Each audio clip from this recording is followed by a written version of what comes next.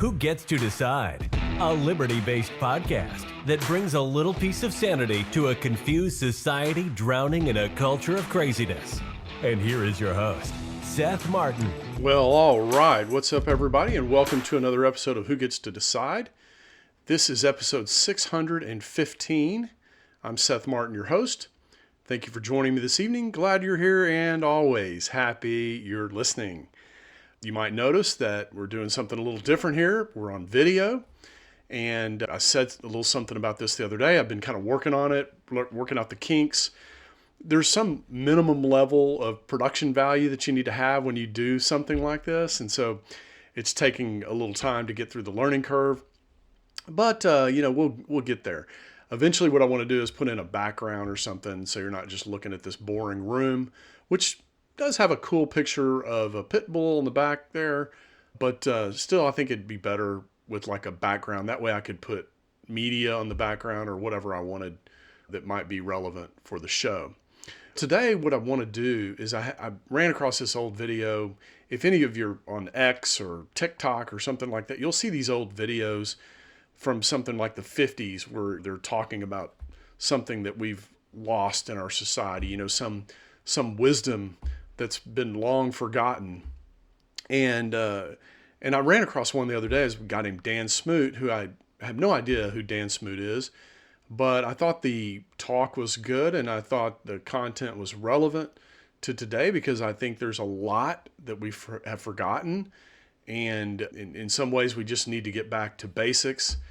And I just thought it would be a good episode to talk about Dan Smoot. This is gonna be a short episode because I don't want to spend 45 minutes talking about this. Plus, I'm still kind of working out the kinks and the production value of these videos, and so I'm just gonna spend a few minutes going through this clip and talking a little bit about Dan Smoot and more specifically what he's talking about, and elaborate on it a little bit. So without further ado, I'm going to start this media clip and we'll jump in and talk about it. A constitutional republic, not a democracy. The ideal of a democracy is universal equality. The ideal of a constitutional republic is individual liberty. A democracy always degenerates into dictatorship, which promises government-guaranteed equality and security, but it delivers nothing but poverty and serfdom for the people it robs and rules. America was founded as a constitutional republic to safeguard the liberties of the people against the tyranny of democracy or of one-man dictatorship. In this century, great strides have been made toward the goal of subverting our republic into a democracy. The foremost tactic of the subverters is subversion of language. By calling America a democracy until people thoughtlessly accept and use the term, the totalitarians have obscured the real meaning of our principles of government. That is a summary of my report on a constitutional republic, not a democracy. The full report after a message from my sponsor. All right.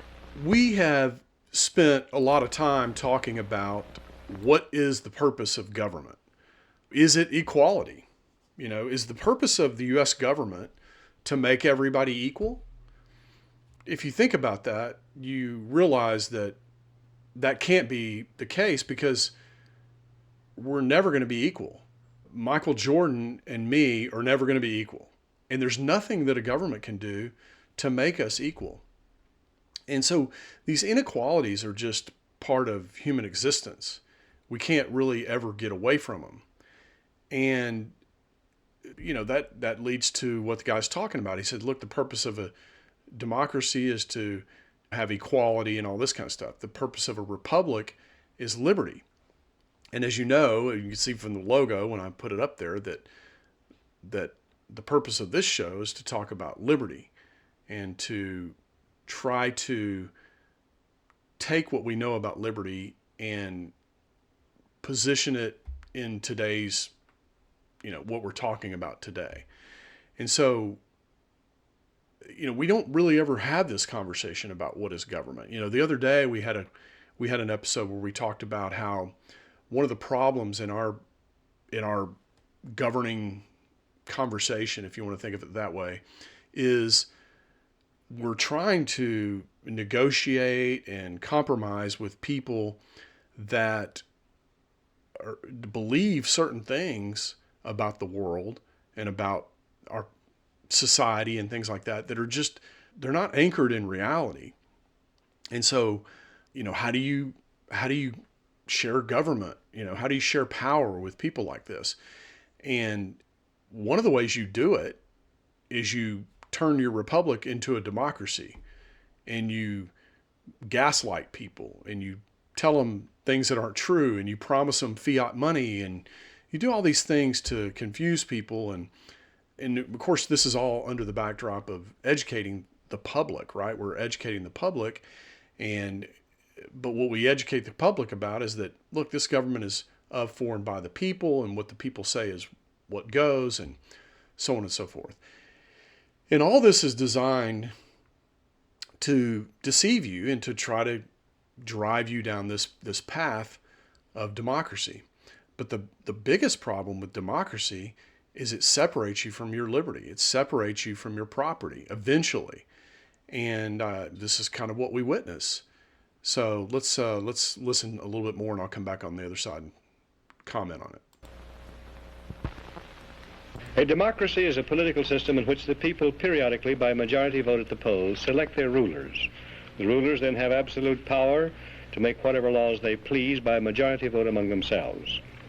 In a constitutional republic, the people also, by majority vote at the polls, select rulers who make laws by majority vote among themselves.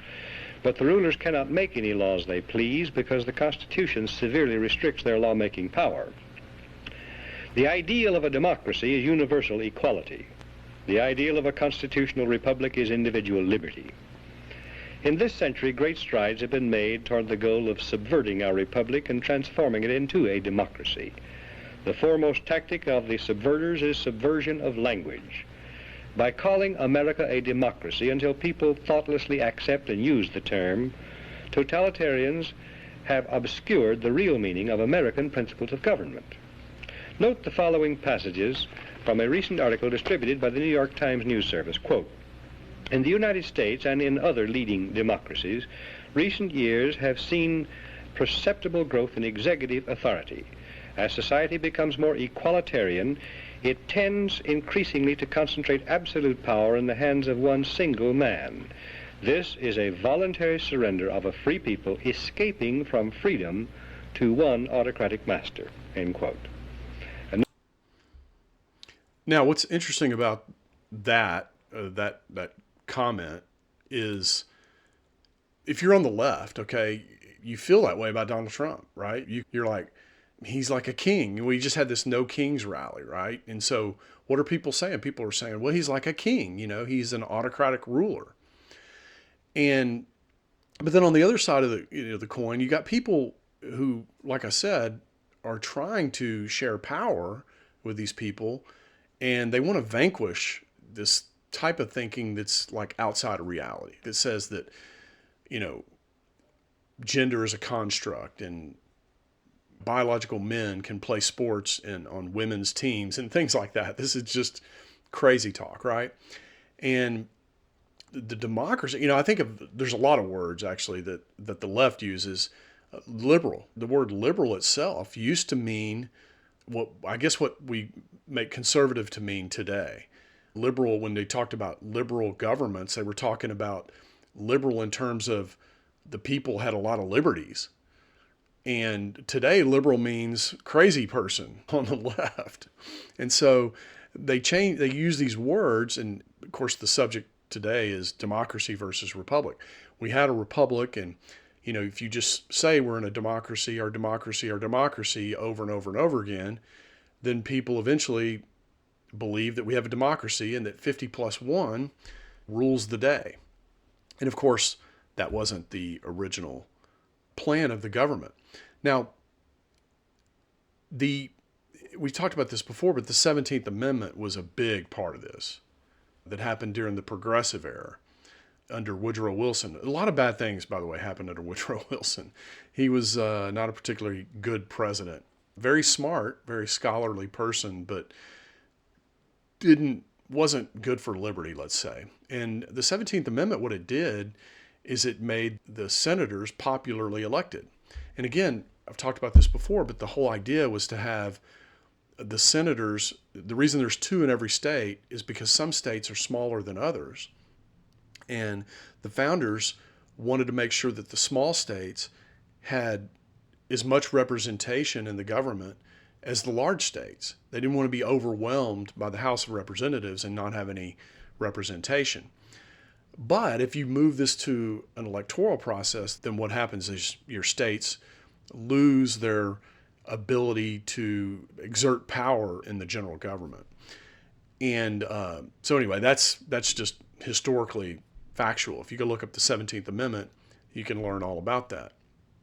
But the purpose, I think the larger purpose of democracy was what Dan is talking about, was to try to wring out this equality. You know, you got people like Phil Donahue. You know, I remember when there's a famous YouTube video where he talks about, you know, when you see all the inequality in the world and the poverty, and he's kind of pleading with Milton Friedman, and he's basically calling for equality.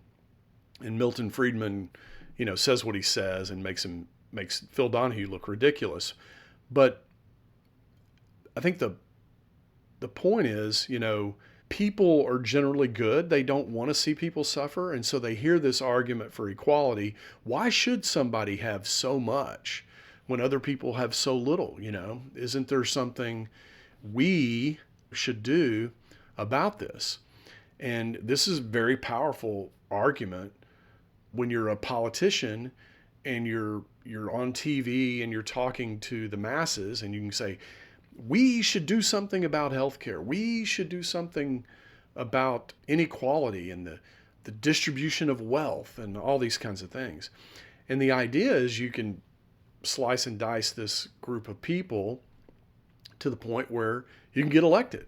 And then once you get elected, you know, you pass bills, you don't pass bills, you know, whatever. You're in the seat of power and it's all good at that point. And this is kind of the game. And it was never supposed to be like this. It was supposed to be the states mostly doing all the powerful things that were done in government. And the federal government was just kind of supposed to stand there and make sure that free speech wasn't encroached upon, and the Second Amendment wasn't encroached upon, and so on and so forth. So, but we're way far away from that these days. So let's jump back over to Dan Smoot. Note the following from Gunnar Myrdal's An American Dilemma. Quote, in America, liberty often provided an opportunity for the stronger to rob the weaker. Against this, the equalitarianism in the American creed has been persistently revolting. And in the conflict between equality and liberty, equality is slowly winning. In America, conservatism has to a great extent been perverted into a cult of the Constitution. This is unfortunate, since the Constitution is in many respects impractical and ill-suited for modern conditions. The worship of the Constitution is also a most flagrant violation of the American creed. The Constitutional Convention was nearly a plot against the common people, end quote.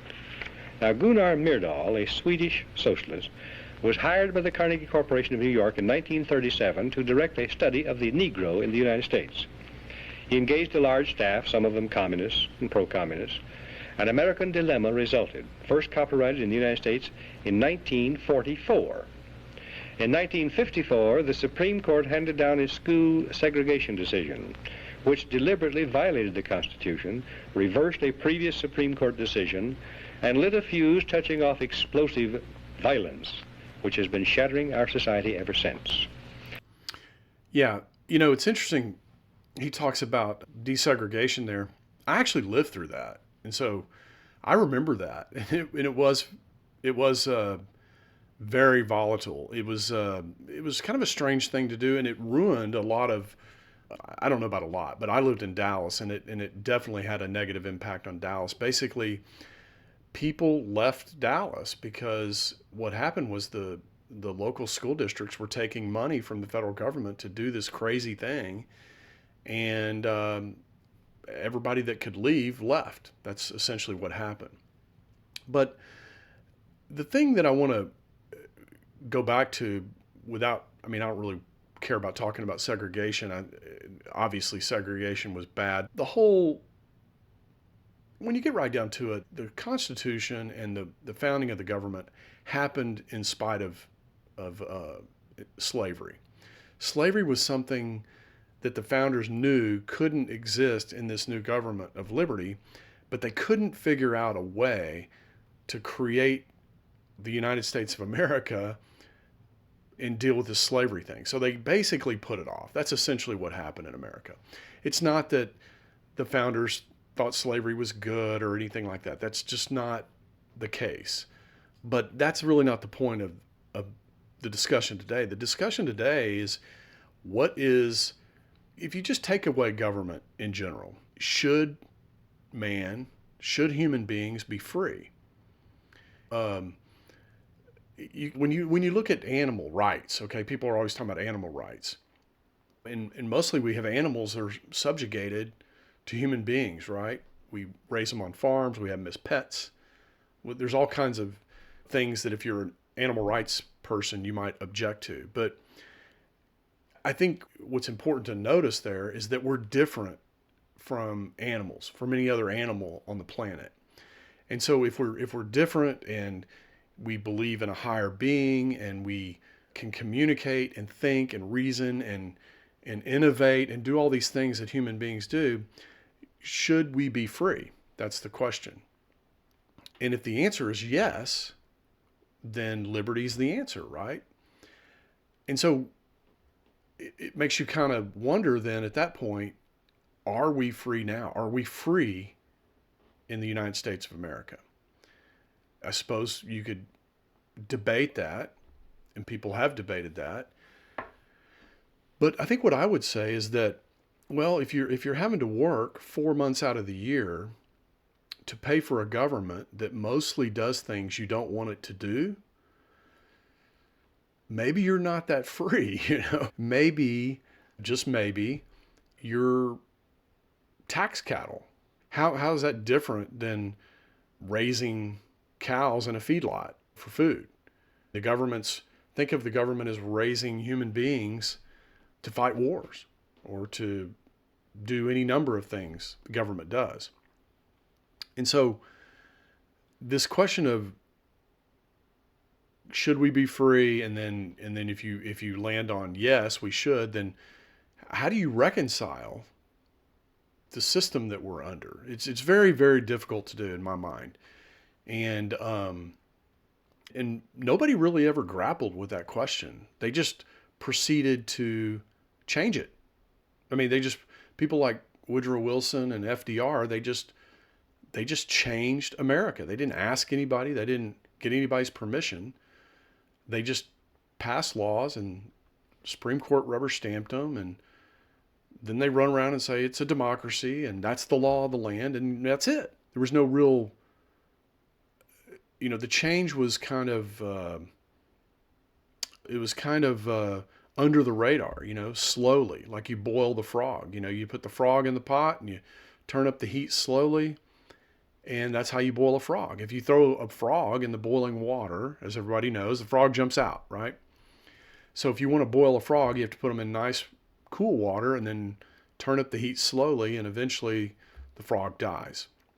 And, I think that's part of the point Dan Smoot is making here. He's saying, hey, look, nobody ever asked the people. We're supposed to be a government of, for, and by the people, but nobody ever asked the people if they wanted any of these things. They asked the democracy, but they manipulated people into getting votes. And then once they're in there, they just do whatever they want, and they don't really ask for permission. And oh, by the way, you have a right to peacefully assemble, but that doesn't change anything.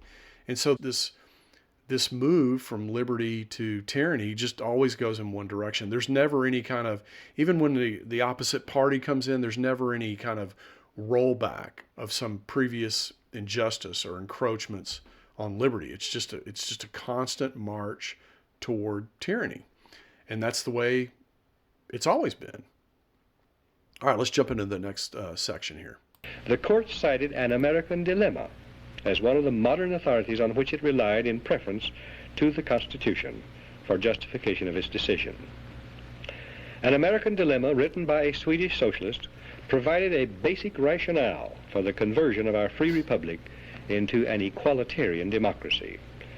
Myrdal contends that the American Declaration of Independence, 1776, proclaimed the ideal of an equalitarian democracy because it contains the phrase, all men are created equal.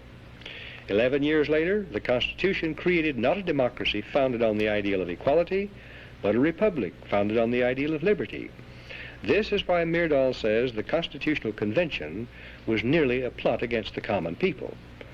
But he and those who parrot his ideas are either ignorant or dishonest. The Constitution was ordained specifically to safeguard the principles of liberty proclaimed by the Declaration of Independence. The Declaration's phrase, all men are created equal, means that men are equal before the law and before the Creator, regardless of their inequality in human society. The Declaration says that men are endowed with unalienable rights, and that the purpose of government is to secure these rights. The unalienable rights of man enumerated in the Declaration of Independence do not include equality, but they do include liberty, along with life and pursuit of happiness.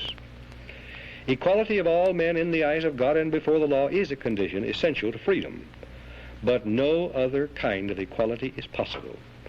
Government efforts to achieve material equality will produce crushing tyranny, but will not make people equal.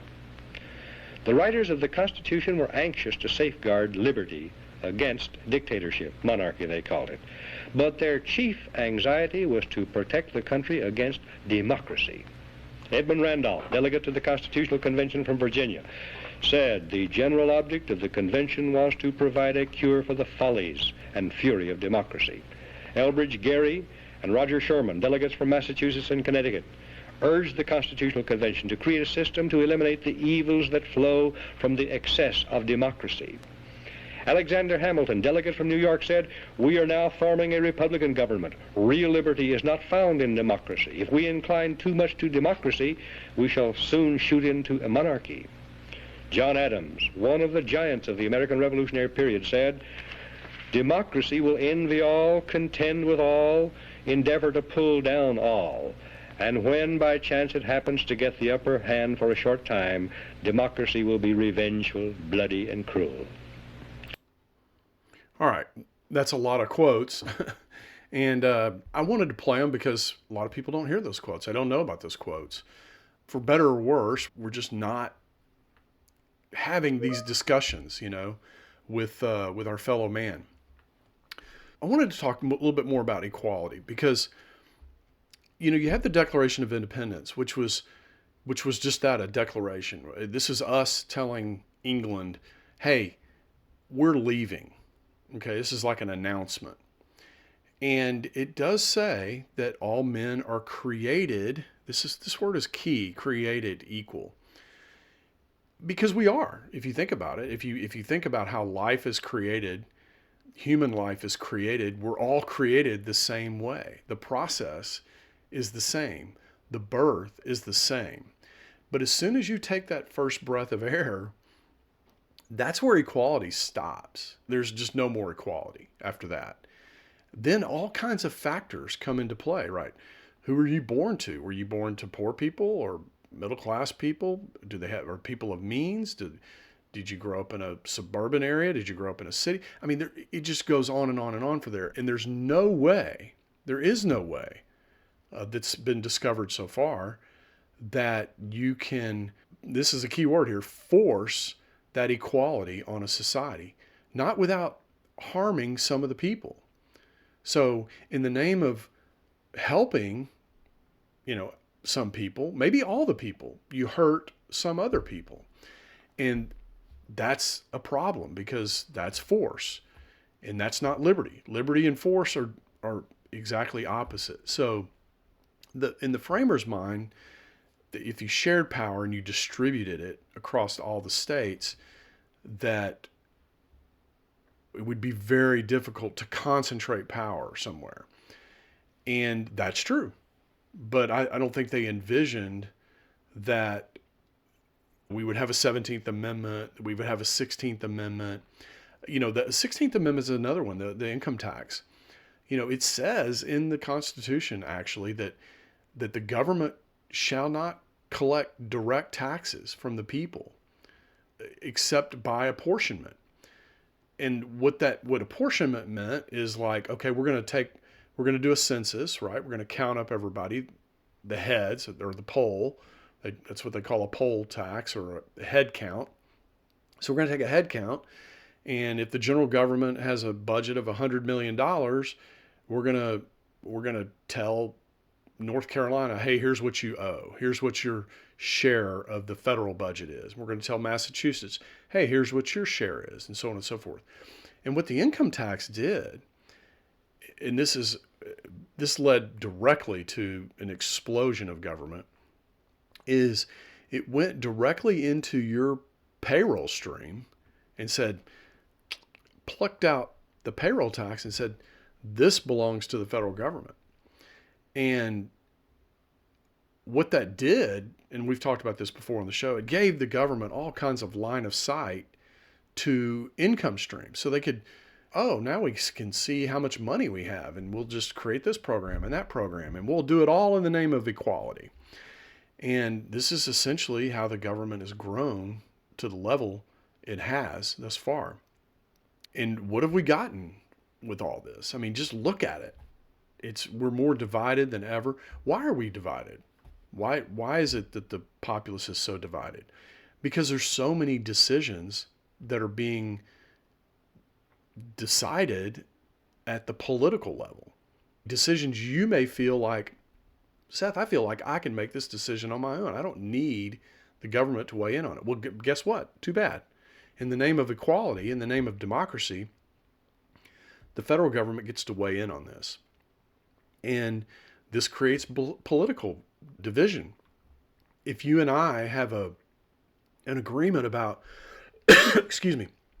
about what types of things are going to be decided by government and what types of things are going to be decided by the people, the more things we put over in the government column, the more tension that creates between me and you, right? Because some of those things I may feel like, hey, I need to decide those things. How does it make sense that you get to decide them? Why does my neighbor get to decide how I get health care? Shouldn't I just be able to look into the market and pick the health care that works for me and my family? But as you put more and more things on the side of the government ledger and you force people to pay for it by extracting that payroll tax, you take people's liberty away. You take their economic liberty away. You make it harder for them to pursue life and liberty and the pursuit of happiness. You make it harder for them to pursue happiness in their life. Pursuing happiness, a big factor in pursuing happiness is having economic freedom. Having the first 4 months or 5 months or 6 months, whatever it is from your tax bracket, having the first 4 to 6 months of your income extracted from you at the point of a gun that's not part of the equation of pursuing happiness, let's say. I mean, that should be obvious, but we don't talk about this. We just listen to flowery words that politicians say, and we go, oh, that sounds good. I'll vote for that. I'll vote for that. That sounds great. And essentially what they've done is they've relegated all these things that we can vote for to a very narrow range. It's never, should we pay income tax at all or have a 30% income tax rate? It's always, well, should we pay 31% or 32%? That's the range of allowable discussion. It's never, well, I don't think the federal government should collect income tax at all. I mean, you're a whack job. You're a radical. You're brushed off the stage as quickly as possible and called crazy by the media and explained that you just can't be listened to. You're just someone who cannot be listened to. And that's where our political system is. And unfortunately, until we get back to liberty, life, and the pursuit of happiness, and what does that mean, and what does it look like, and what is the role of government in that equation, we're going to we're going to struggle with what it means to be of, for, and by the people, a government of, for, and by the people. And I just think we're so far away from that. I mean, I think it's more likely that the fiat system just continues and we have a calamity than the possibility of ever correcting the situation. It's just not workable. All right, let's jump into the next clip. Speaking of pure democracy, in which the people by majority vote act as their own lawmakers, instead of electing representatives to make laws, James Madison said, "Such democracies have ever been incompatible with personal security or the rights of property. A republic promises the cure for which we are seeking." Madison, known as the father of the Constitution, knew and said that enlightened men will not always be at the helm of government to serve as proper guardians of the public weal. He knew that unlimited political power cannot safely be entrusted to the nation's elected representatives to use as a majority of them see fit because, he said, a majority of a group of men is far more likely to be tyrannical than one man is. In a democracy, if a majority should develop hatred for all blue-eyed babies and order them eliminated, the babies could be legally executed because whatever a majority wants at any given moment is supreme law of the land in a democracy. How can liberty be safeguarded against the mindless, soulless tyranny of majority rule when government is founded on the principle of majority rule? Jefferson answered that one, "In questions of power, let no more be heard of confidence in man, but bind him down from mischief by the chains of the Constitution." In short, America was founded not as a democracy, but as a constitutional republic. We pledge allegiance to the republic, for which our flag stands, not to a democracy. The Constitution requires a republican form of government for all states, but does not mention democracy, and neither does the Declaration of Independence or the Bill of Rights. The Constitution is a binding contract, enumerating limited powers which the federal government can legally exercise, prohibiting it from exercising any powers not granted in the contract. It denies federal officials the power to do whatever they claim to be necessary for the general welfare. Federal action not clearly authorized by the Constitution is illegal, even if approved by an overwhelming majority of the people, because all the elastic powers of government are left with the states. Ultimate power to change the organic structure of government was left with the people, but the means of making changes, amending the Constitution, were carefully prescribed to militate against hasty, unwise decisions by the people. As Benjamin Franklin left the State House in Philadelphia on the closing day of the Constitutional Convention, a woman asked him what kind of government the convention had given America, and Franklin replied, "A republic, if you can keep it." All right, yeah. A lot of good stuff there. A lot to talk about there. I'm not sure I can recount all of it. But, yeah, the thing is, part of what he's saying, this is an old recording, right? And we still had a lot of Republican kind of culture back in the 50s or 60s, whenever this was recorded.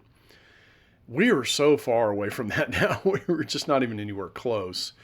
And I don't even know, I'm pretty sure I know that the Constitution, as we think about it, is not going to save us, right? Nobody really honors the Constitution. Of course, when they were trying to prosecute Donald Trump, they said no one was above the law and the Constitution is the law of the land. And, when Roe v. Wade was in force, it was like it was constitutional, even though the Constitution doesn't mention it. They invoke the Constitution when it's convenient for them to invoke it. But the problem is at the end of the day, the states have to sue, or somebody has to sue, somebody has to make them stop. And we just don't have that culture anymore. I remember, I don't know if y'all remember this, but when they passed the Affordable Care Act, somebody in the audience, they were asking Nancy Pelosi questions, and they said, where do you find the authority to have this law passed? Where's the authority in the Constitution? And she seriously looked at this reporter and said, "Are you kidding me? I mean, are you joking? How dare you ask that question?" It was something else, you know. She was offended, actually, that she was being asked this question. And part of that is we're just too far down the road, you know. I mean, we're not anywhere close to people having serious discussions about what the limits of government are. We're kind of stuck in this place where it's like, you know, it's like I was talking about the other day. You know, the fiat money is a big part of it, right? Because we have this money system and the government can create it, they can buy a lot of influence with this money. And they can pay off companies and they can pay off constituencies and all this kind of stuff. And people, they're not, generally speaking, they're not patriots. They just say, yeah, I'd rather have the money. You're going to pay me $5 million? Okay, I'll get mine and move on. You know, they're not really principled, maybe because they don't think that their one stand that they take is going to make much of a difference. Or, you know, there could be a number of reasons why people don't, you know, stand in the face of this type of thing. But it allows the fiat money really, and you guys know me, you know, I say this all the time, that you take away this fiat money and all of this craziness goes away. Now, it doesn't go away in a year. Maybe it takes 3 to 5 years, but eventually it goes away. I'm looking at TikTok videos and X videos where people are coming on, and they're making videos of themselves, and they are offended that SNAP is not working right now, and that the taxpayers need to pay my rent and all this kind of stuff. And you're like, what? Look, guys, when the fiat money system breaks, and it will break because trees don't grow to the sky, okay? I mean, there's just ultimately because it's not backed by anything, it's backed by trust. And when that trust starts to falter, and it already is, okay? I don't know, 5 years ago, something like 85% of all global transactions were cleared in US dollars. Today it's like 50, less than 50.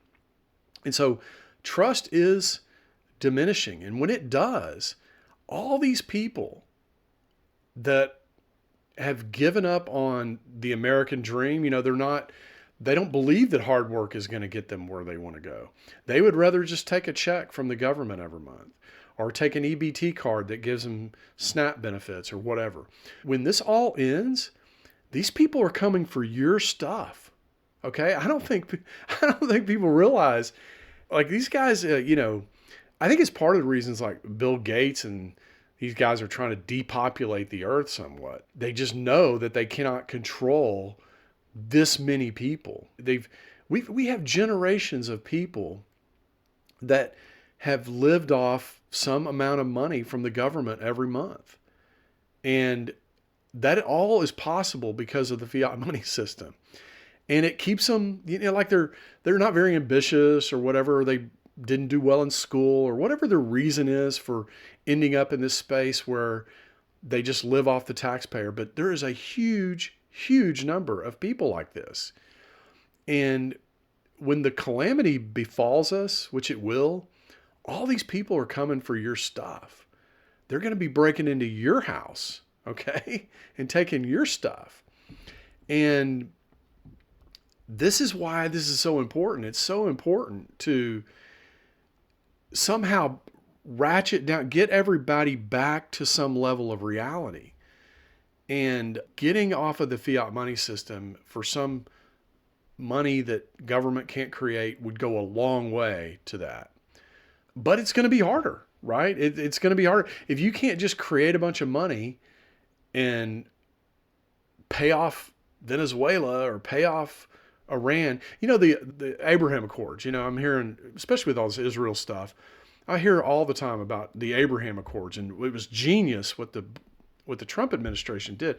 And look, I got no real criticism of it, but you know what the Abraham Accords did? We just paid off other countries. We just said, hey, here's some money.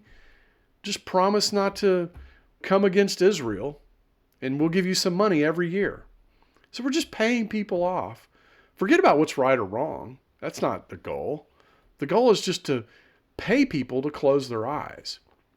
And, Dan Smoot, bless his heart. I don't know if he's still alive or not, but this video was really good. It's a good history lesson. Everything he says is accurate. But it's almost like watching like a movie from the 50s or something where the guy kisses the girl in the end and they drive off into the sunset or whatever. It's almost like a La La Land kind of story. I mean, I hear people today invoking the Constitution. This is unconstitutional, they demand.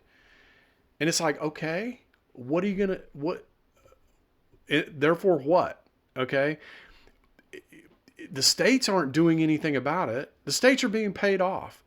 The reason the states were given authority in the Constitution to begin with is it's not just the Supreme Court that can say something's constitutional or unconstitutional. The states could say it. In fact, they did in history. They just said, that's unconstitutional. We're not doing it. Sorry. But we don't have that anymore. Why? Because the federal government takes our money directly from us through the payroll tax system. They rinse it through Washington, and then Washington holds up these old carrots and says, we'll give you, so much money if you do X, Y, and Z. And so they block grant all these things and they tie strings to it.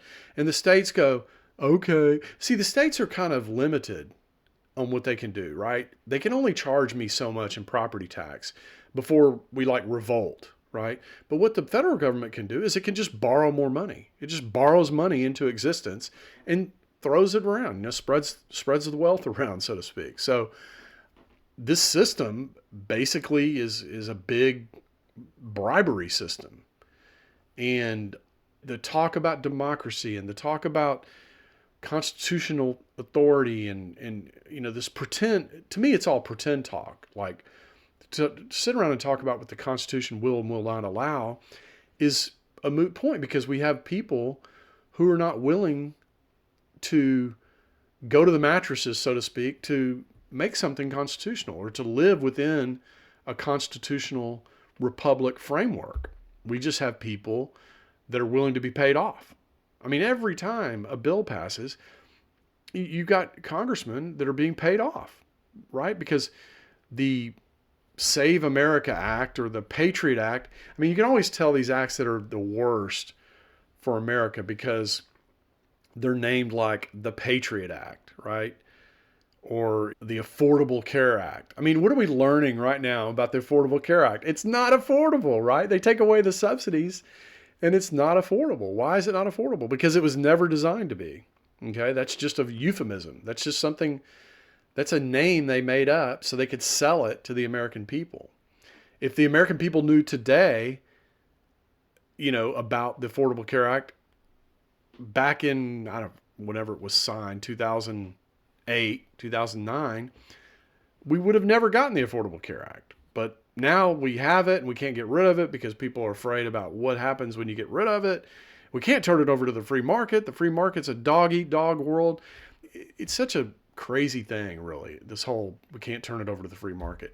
Can you imagine, I don't know, Bernie Sanders coming out and saying, the government needs to take over the shoe business, okay? I mean, that sounds ridiculous, right? Because people don't perceive there's any problem with shoes, right? I mean, you can buy Nikes, you can buy Under Armour, you can buy anything you want. You can buy dress shoes, you can buy ballerina shoes, you can buy walking shoes, running shoes, dancing shoes. I mean, you can buy anything in the shoe area, right? Why? Because all that is provided through the free market with no government coercion. Zero. And you look at something like healthcare, which healthcare could easily be provided by the free market, but instead we just put coercion all over it and payoffs and subsidies. And meanwhile, people are complaining that it's just getting more and more expensive. Nobody's complaining about how expensive shoes are. I don't hear those complaints. So we got a weird system that is just people are not thinking about things in the right ways. And so we just keep getting more and more of the same thing. All right. Well, look, with that, I want to wrap up the show. Thank you guys for coming in and listening. This is kind of a rant, for me. This is what the show's always been for me, is a little bit of a rant. what goes on in my head. I want to have it come out. And I hope to make some impact in the world, but there's no guarantees of that, right? So, but I do appreciate you coming in and listening and watching the show. This will be the first one you get to watch. You get to see my handsome face, gray hair, silver foxed face, and keep coming back, and I'll have another show for you on who gets to decide. All right, everybody, I'm out. Peace.